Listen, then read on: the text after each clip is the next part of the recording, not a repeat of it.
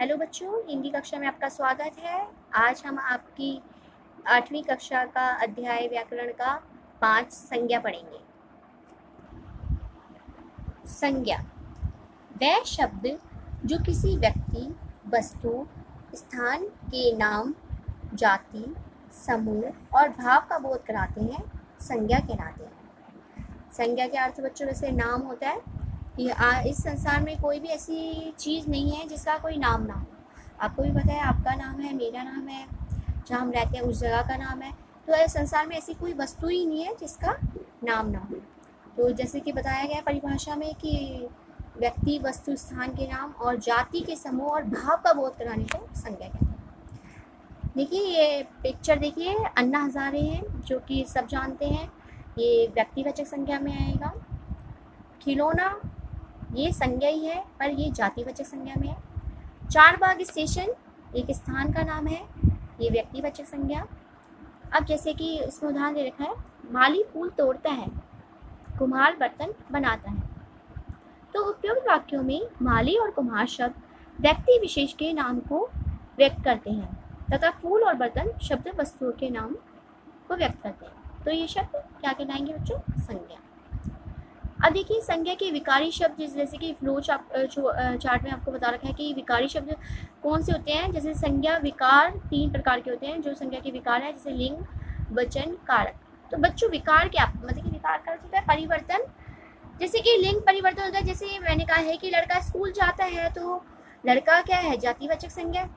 और इसी प्रकार से अगर हम बोलेंगे लड़की स्कूल जाती है तो हुआ ना विकार। तो उसी के अनुसार संज्ञा भी बदलती है, जैसे लड़की स्कूल जाती है। वचन आपको भी पता है कि एक वचन बहुवचन में जैसे हम बोलेंगे घोड़ा है तो अगर जातिवाचक संज्ञा, तो घोड़ा का जब हम अनेक करेंगे तो घोड़े हो जाते हैं। इसी प्रकार कारक चिन्ह में भी संज्ञा के विकार इस्तेमाल होते हैं।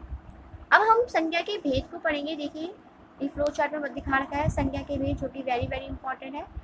व्यक्तिवाचक, जातिवाचक और भाववाचक संज्ञा के कितने भेद होते हैं? 3 भेद होते हैं बच्चों। संज्ञा के 3 भेद है, व्यक्तिवाचक संज्ञा, जातिवाचक, भाववाचक संज्ञा। तो चलिए देखते हैं आगे। देखिए व्यक्तिवाचक संज्ञा में आपको ये चित्र दिखाई दे रहे होंगे कि इनको जैसे सब जानते हैं कि जैसे कि जिस संज्ञा शब्दों से किसी व्यक्ति, प्राणी, स्थान या वस्तु का बोध होता है उसे हम व्यक्तिवाचक संज्ञा कहते हैं। जैसे कि देखिए अभी ये जो फोटो है जो आपके सामने पिक्चर्स है, ये किसकी है? मनमोहन सिंह, जो कि भूतपूर्व प्रधानमंत्री रह चुके हैं, पहले प्रधानमंत्री रह चुके हैं। लेकिन अगर हम अभी इस समय के प्रधानमंत्री की अगर फोटो लगाए तो कौन सी होंगे? नरेंद्र मोदी। इसी प्रकार हाथी की है, हाथी प्राणी है। ताजमहल, ताजमहल जैसा कोई नहीं है तो व्यक्ति विशेष है कि भाई ताजमहल और कोई है ही नहीं, एक ही है। तो जो व्यक्ति विशेष में जो वो देते हैं वो व्यक्तिवाचक संज्ञा कहलाते हैं। जातिवाचक बच्चों जिन संज्ञा शब्दों से, देखिए जिन संज्ञा शब्दों से के एक ही प्रकार की या एक ही जाति का बोध होता है उसे जातिवाचक संज्ञा कहते हैं। जैसे अध्यापक है, अध्यापक तो बहुत सारे होते हैं, टीचर्स तो बहुत सारे हैं। जैसे अध्यापक है, किताब पुस्तक है, डॉक्टर है। किसी का प्रॉपर का नाम नहीं पता, मतलब डॉक्टर है जो पूरी जाति का बोध करा रहा है। अगर मैं भी बोलूँ आपको कि अपने बैग से बेटा पुस्तक निकालो, तो आप पहले पूछोगे कौन सी पुस्तक निकाले? पूछोगे ना, नाम पूछोगे। तो अभी पुस्तक तो आपके बैग में बहुत सारी है, वो पूरी जाति का बोध करा रही है। लेकिन अगर मैंने बोला कि आप हिंदी की व्याकरण पुस्तक निकाले, तो हिंदी की जब मैंने व्याकरण का नाम लिया तो वो व्यक्तिवाचक संज्ञा में होंगे। तो पता समझ में आया कि जातिवाचक पूरी एक जाति का बोध कराते हैं और व्यक्तिवाचक व्यक्ति विशेष के लिए होता है। अब हम भाववाचक संज्ञा के बारे में पढ़ेंगे बच्चों। जिन संज्ञा शब्दों से किसी पदार्थ के गुण, दोष, अवस्था आदि का ज्ञान होता है उसे भाववाचक संज्ञा कहते हैं।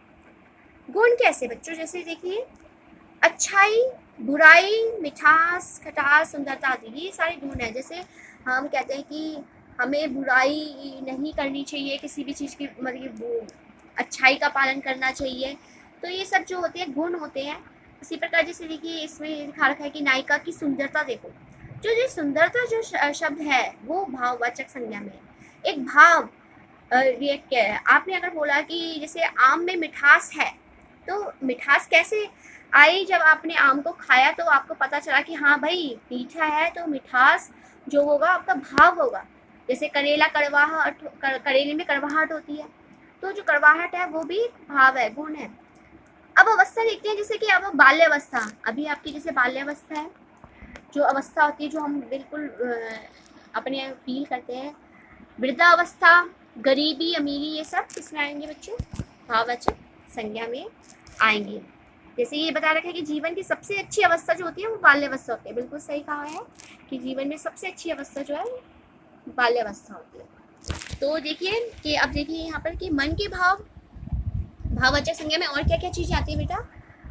मन के भाव जैसे लोभ, मोह, प्रेम, ईर्ष्या, सद, अहंकार, क्रोध आदि, ये सब भी हमारे भाववाचक संज्ञा में आते हैं।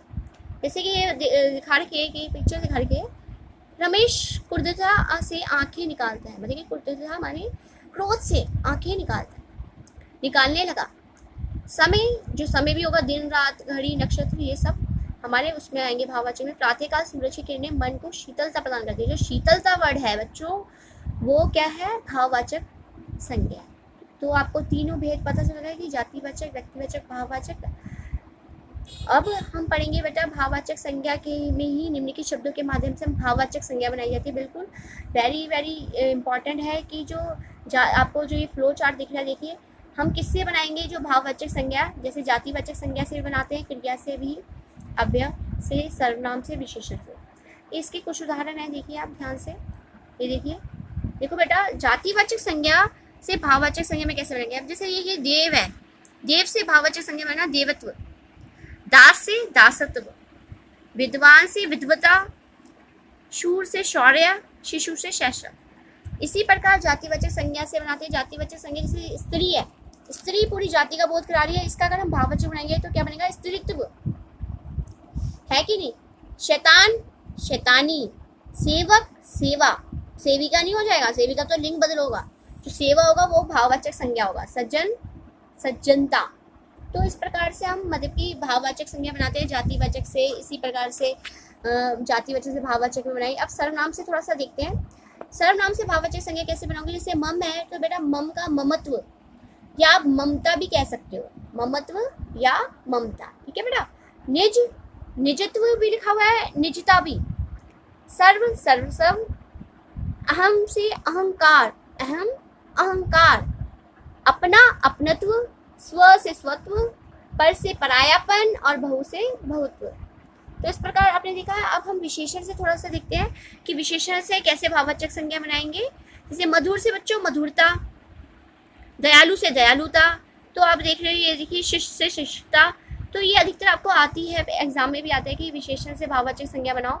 कि कटु हमने विशेषण दे दिया तो आपको पता होगा कि कटुता बनेगा, ठीक है ना। करुण से करुणा। तो इस प्रकार हम भाववाचक संज्ञा बनाएंगे। अब क्रिया से बनाते हैं, जैसे हमने अभी सर्वनाम से बनाई है, संज्ञा से बनाई, विशेषण से बनाई। अब क्रिया से बनाते हैं। आपको पता है ये क्रिया है जो कि किसी भी काम को करने की प्रक्रिया को क्रिया कहते हैं। ये देखिए पढ़ना, पूजना, पहनना, ये सब क्रिया है। लेकिन इससे भाववाचक संज्ञा बनाएंगे तो क्या बनेगा? पढ़ना से पढ़ाई, पूजना से पूजा, पहनना से पहनावा, पिटना से पिटाई, लिखना से लिखाई। तो देखा बच्चों आपने ये सारे मतलब कि इस तरीके से क्रिया से भी हमारे ये बन रहे हैं। अवयव से देखते हैं हम। देखिए भीतर से अवयव, जो भीतर है भीतरी, ऊपर से ऊपरी, दूर से दूरी, समीप से समीप, और शीघ्र से शीघ्रता, और देर से देरी। तो इस प्रकार से देखो बच्चों हमने मतलब कि ये भाववाचक संज्ञा भी देखी, और आपने बहुत संज्ञा पढ़ी, संज्ञा के भेद भी पढ़ लिए। अब आप इससे जुड़े हुए क्वेश्चन आंसर, जैसे मैं बोलूँगी संज्ञा किससे कहते हैं बच्चों, इसके भेद कितने होते हैं, तो ये आप अच्छे से बता सकते हो। तो आशा करती हूँ आपको ये समझ में आया होगा बच्चों। धन्यवाद।